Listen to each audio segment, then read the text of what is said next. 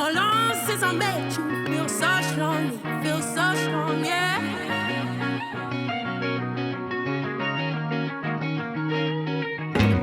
I know I can really trust you. Do no wrong, you can't do wrong, yeah.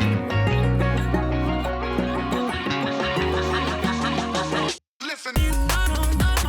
I'm Virtual Riot. I'm Carmen. I am Virtual Riot's VJ.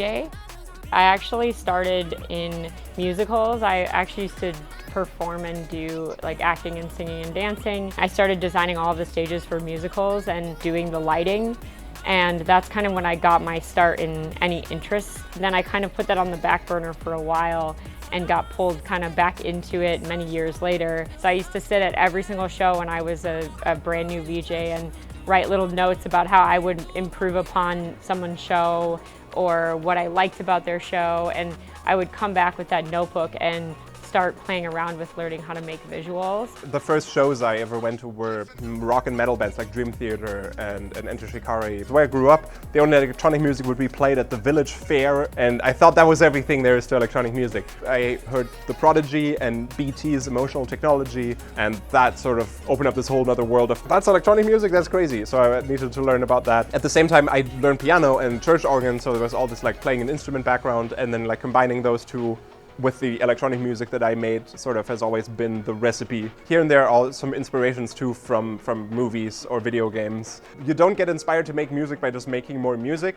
I feel like it's always anything else but making music that then inspires me for the music that I then end up making. So it can be literally anything. Like the performing as a DJ was more of a means to an end. It was the way to be able to perform this, play this music out to people. I do enjoy DJing and like meshing things up and chopping and all of that, but it's more felt like this is just the vehicle to play these songs out. I do all the work at home while I make them. I love playing piano and like instruments, and I used to in bands on stage, so I wanted to like kind of bring that into this live show, which is what we're doing with the Stealing Fire tour. And I've seen other people, Porter Robinson for example, how he goes back and forth between like a laptop with a mixer, a MIDI keyboard, a piano, and like does all this kind of live stuff on stage, and that's very inspiring. And I try to like take from that. You always take inspiration from things around you and from other artists that you consume. And there's a lot of music that had a lot of impact on me or that I connect to emotionally quite a lot. And so there is some fire there that I then sometimes subconsciously steal in the music that I make. Sometimes it might be like just a little influence, a type of rhythm or a type of arpeggio, and I might not even notice that I did it, and later I'm like, oh, I just listened to that, that's kind of similar. On this album it was a little less subconscious and a little more like this one part of this one song that I grew up with, I really like, and that's like my favorite bit of the song. I'll put it in the background of this tune. It kind of made that song then more special, and I wanted to work on it even more.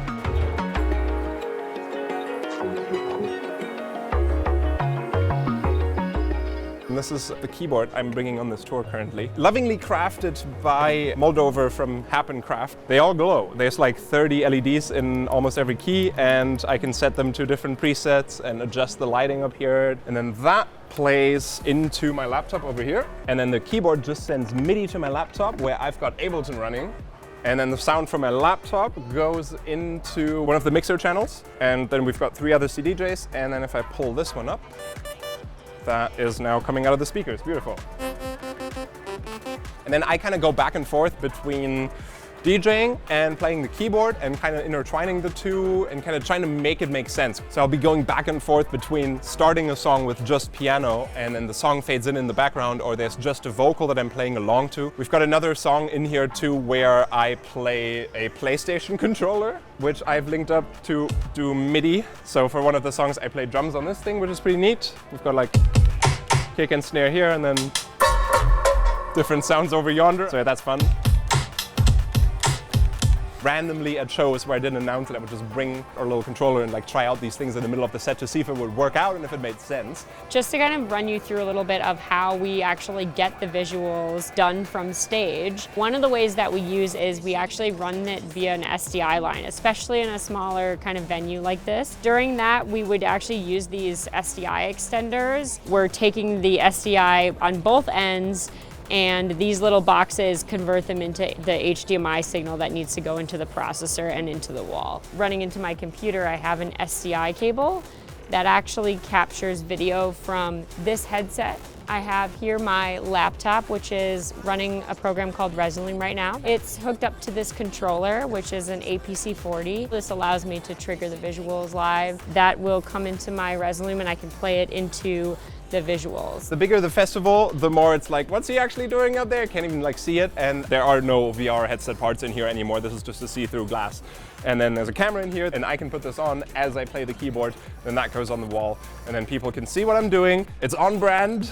It just all made sense. We have a mix of visuals that I'm live mixing and visuals that I'm actually running via time. It's a time-coded clip, but I'm actually cueing it live. So I'm actually listening for Val to play that specific point in the song and then cueing the visual perfectly in time. If he accidentally hits something and it speeds it up, I have to adjust my speed manually over here to catch up the clip. We have other moments in our set where I'm actually chopping the visuals live to the beat. During the show, I'm actually going like this and chopping it to the beat. I've kind of gone through and intentionally thought about what visuals will match really well with the song and how to highlight some of those fun musical moments. Additionally, I wanted to show you there's this visual here. This is all drawn digitally and then animated. Out of all the visuals, we have a few of them that are like this and makes the whole show a unique experience. That's sort of the setup we got here and it's been working pretty well. There's a lot of moving parts and technical things that can go wrong, but so far it's been pretty good. I think computers are a way that people can be introduced to music.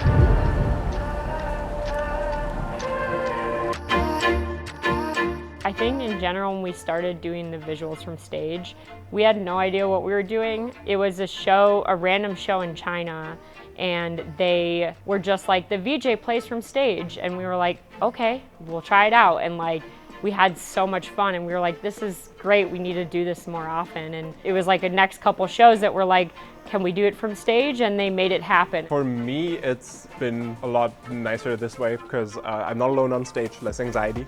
If we need to change anything mid-set, skip some songs, or we have extra time and I need to play some additional songs. Before, if Carmen was in front of house, I maybe could text her on the side real quick, hoping that we both have signal and she gets that info. Sometimes there's a show control line and she can kind of see what I'm pulling up, but this way it's just like a lot more, hey, we're skipping the next 3 songs. We both have coordinated dance moves, which is really fun, so I'm having a lot more fun like that. It feels better. I think only positives from everything that we've been trying out on this show. I've been kind of learning a little bit with the keyboard and like that live stuff, when to bring it in, how to bring it in. I'm like still refining that, I feel like, with each show.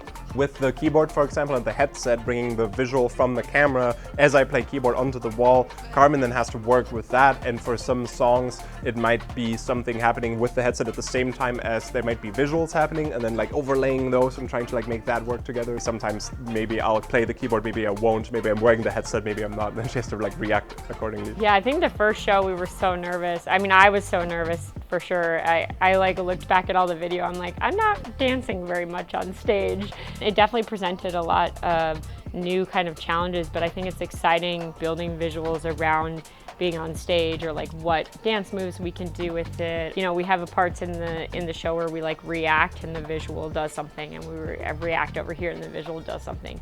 So it's kind of like fun to build out elements like that in the show. That kind of collaborative work has also been really fun and just become more and more since we started this tour. I grew up on Michel Gondry music videos and he always like nailed that. Now since then I'm like, everything, if there's a visual with the music, each instrument or sound needs to be reflected in some part of the video, and like getting in deep into this kind of stuff has been really fun. Definitely, like you said, on this tour it's been tighter collaboration. I'll work on a visual and Val has a pretty good understanding of a lot of the visual software, so I might hand it to him where I'm like, what do you think in this spot? And then he'll play around with it, and then I take it back and I go with it the rest of the way or whatnot, and it's created some really cool moments for the show.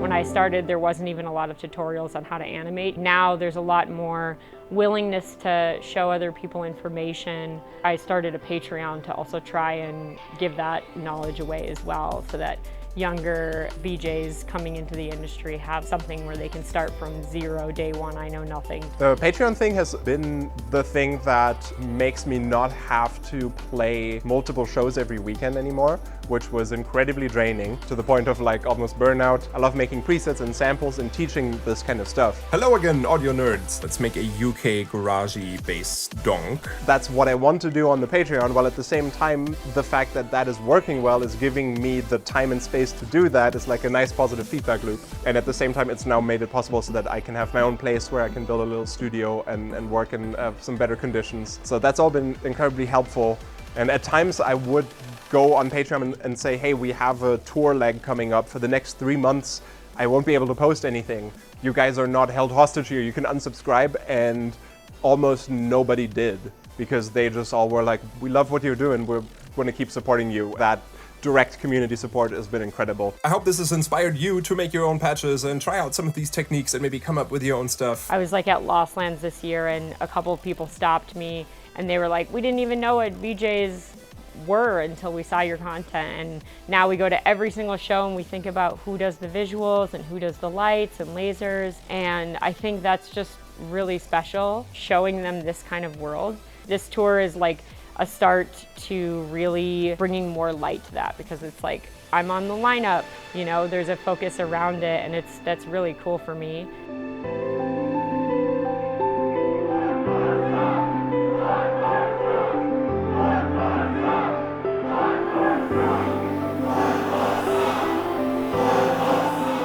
The highlight of my day usually comes actually at night, when I can't go to bed because I'm so excited about something I'm making. And I stay up till like 4 or 5 in the morning. But I just do that because I'm like, oh my gosh, I have this one idea and I can't stop making it. Often it's waking up and listening to what I did before I went to bed, because it sounds a lot different in the morning. It's kind of a similar thing with before you go to bed and when you wake up in the morning. I think stuff sounds faster in the morning, but just hearing what you came up with like a fresh set of ears is a rare thing if you've been working on it for many hours.